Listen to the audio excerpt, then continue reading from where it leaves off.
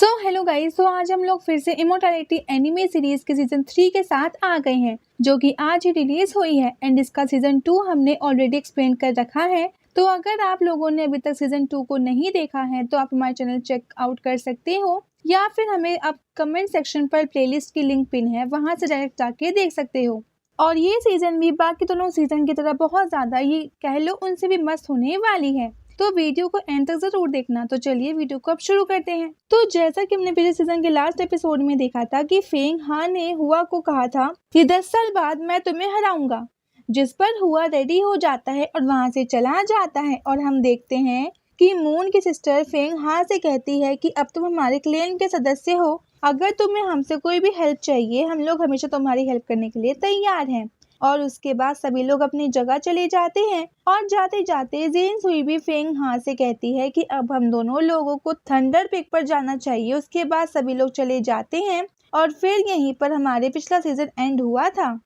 और अब सीजन 3 के एपिसोड 1 की शुरू होती है। हमें दिखाया जाता है कि फेंग हान थंडर पे पहुंच गया था और वहां पर जेन शुई पहले से बैठी हुई है। फिर फेंग हान जेन शुई से कहता है कि मेरी जान बचाने के लिए बहुत बहुत शुक्रिया, जिस पर जेन शुई जवाब देती है कि जब से तुम अपने घर से लौटे हो तुमने मुझसे झूठ कहा, तुम्हारा कल्टीवेशन बहुत तेजी से हुआ है, तुम्हारे साथ जरूर अब कुछ हुआ है। मुझे लगता है जब से तुम डेमन गॉड एल्टर से बाहर आए हो मैं तुम्हारे सेक्टर का अंदाजा लगा ही ली थी, जरूर ही तुम्हारे ऊपर पिक्चर ऑफ अंडरवर्ल्ड की ब्लेसिंग्स है। ये सुनकर के फेंगा बहुत ज्यादा हैरान हो जाता है। तुम निश्चिंत रहो, अब मैं तुम्हारी जान की कोई परवाह नहीं करूंगी, क्योंकि जो भी इमॉर्टल कल्टीवेटर होते हैं वो हर किसी का अपना एक इमॉर्टैलिटी का एडवेंचर होता है। अगर तुम इंपीरियल पावर और ऑर्थोडॉक्सी पावर पे भी जाते हो, पर फिर भी तुम्हें हुआ के साथ 10 साल का अग्रीमेंट नहीं करना चाहिए था, क्योंकि उसे हराना लगभग नामुमकिन है, क्योंकि हुआ के पास अपनी बहुत सारी पावर्स का अब वो अपना सोर्स है। एक बार वो गलती से इमॉर्टल केव में अब वो घुस गया था, वहां उसे एशियन इमॉर्टल गॉड के टायोस सिल्क का एक पीस मिला था।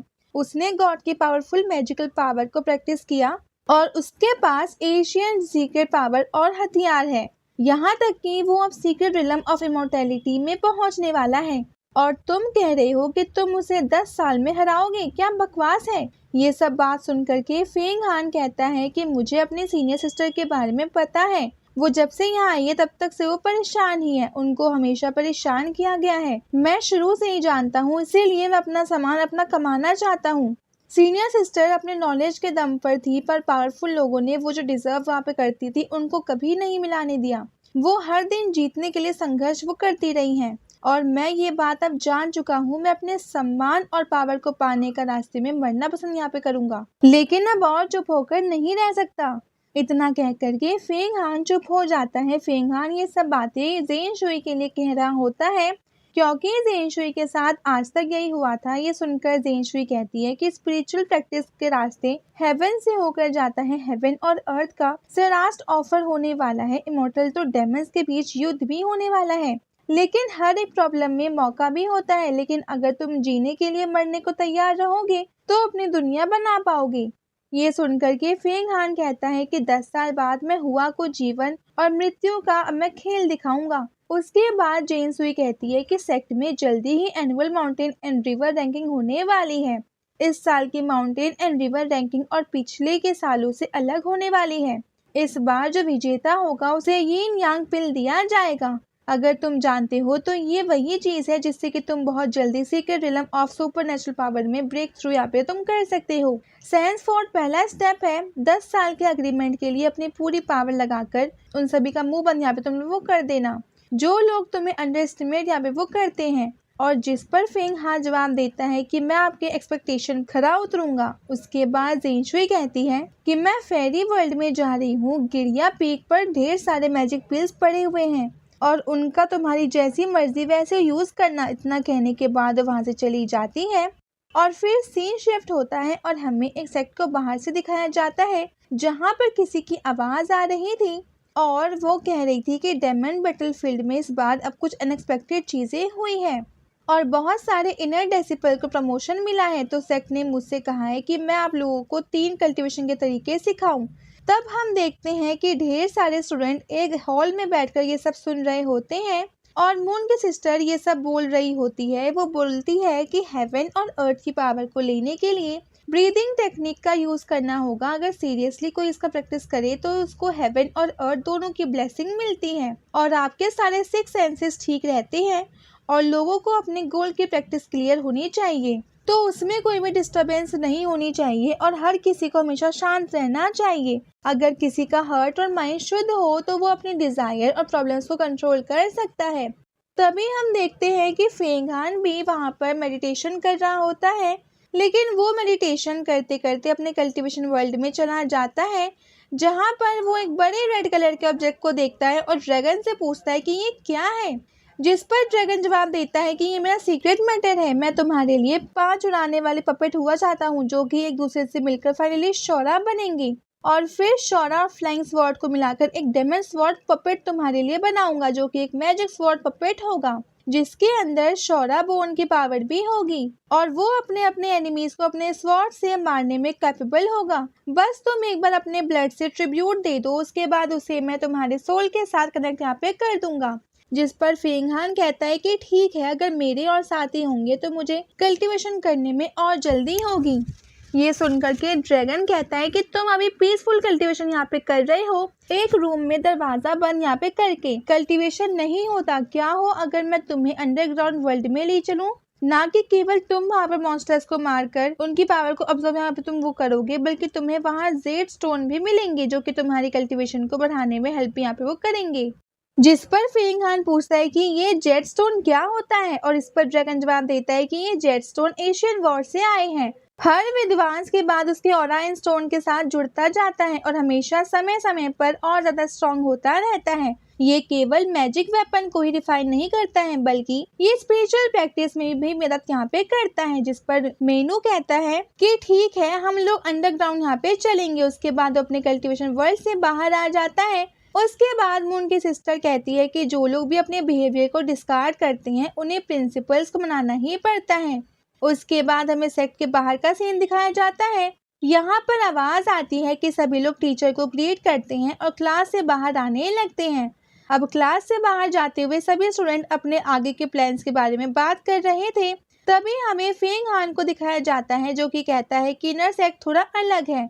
ऐसा लगता है कि मुझे और ज्यादा मेहनत यहाँ पे करनी होगी। हेवन और अर्थ जुड़े हुए हैं और बहुत ही ज्यादा मिस्टीरियस। मुझे इन सभी चीजों को एक्चुअल कॉम्बैट में यूज करना होगा। जब मैं और ज्यादा मैं ट्रेनिंग यहाँ पे कर लूंगा। यहाँ पर भी पाने के लिए बहुत सारी चीजें हैं। तभी हम देखते हैं कि किन्वी अपने सीनियर ब्रदर थीव के साथ आती है। अब थीव कहता है कि क्या तुम्हें फेंगहान हो? जिस पर फेंगहान जवाब देता है तुम कौन हो? जिस पर यहाँ पे किन्वी आगे आते हुए जवाब देती है कि सीनियर ब्रदर थीव जिन्होंने in mountains and river ranking में 3rd पोजीशन को हासिल की थी, तुम तो इन्हें जानते भी नहीं। जिस पर थीव कहता है कि लगता है तुम बहुत भुलक्कड़ हो। बैटलफील्ड में जब सीनियर हुआ ने तुम्हारा गॉड ले लिया तभी मैं वहाँ पे था। तुम्हें तो तब मारा गया जब तक तुम जमीन पर नहीं गिर गए। ये तो मैं कभी नहीं भूल सकता। तभी फेंगहान को याद आता है कि ये वही है जो कि वहाँ पर बैटलफील्ड में कहना होता है कि ये बहुत ही दुष्ट है, इसके साथ ऐसा ही होना चाहिए। जब फेंगहान की ये बात याद आती है तो वो गुस्से से अपनी मुट्ठी कस लेता है। फिर थीव कहता है कि तुमने बताया नहीं कि तुम मेरी सिस्टर के फियांसे हो।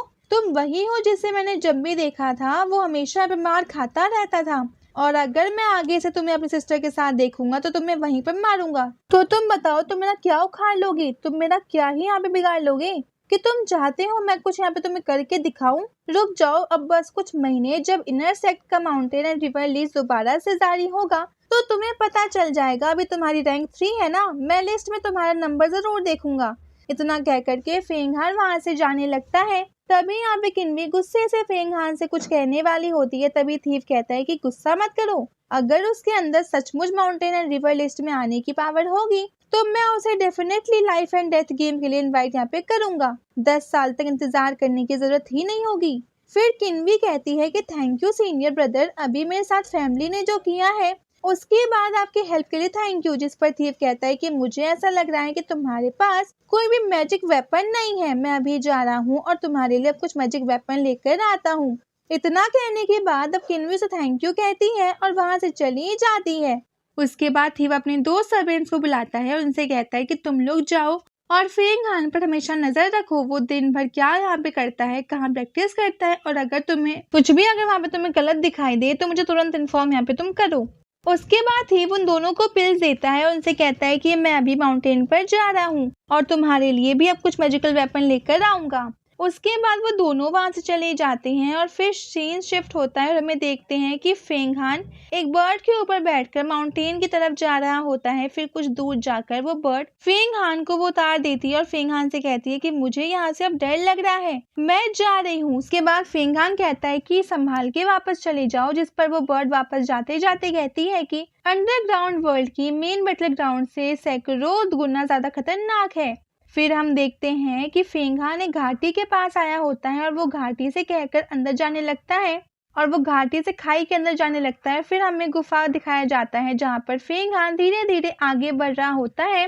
तभी वहाँ पर ड्रैगन आता है और कहता है कि हजारों सालों से ये जगह इसी तरह अंधेरे वाली है। और उसके बाद वो दोनों साथ आगे बढ़ने लगते हैं और आगे जाते हुए ड्रैगन फेंग हान से कहते हैं कि yellow spring river underground world से ही आती है, यहाँ पर जिंदा रहना बहुत ही मुश्किल है। तभी हम देखते हैं कि फेंग हान के सामने एक अंडरग्राउंड वर्ल्ड में जाने का दरवाजा आ जाता है और वो दोनों दरवाजे से अंदर चले जाते हैं। और कुछ दूर आगे जाने पर वो लोग देखते हैं कि वहां पर ढेर सारे वुल्फ आ गए हैं और वो वुल्फ इन दोनों पर हमला कर देते हैं।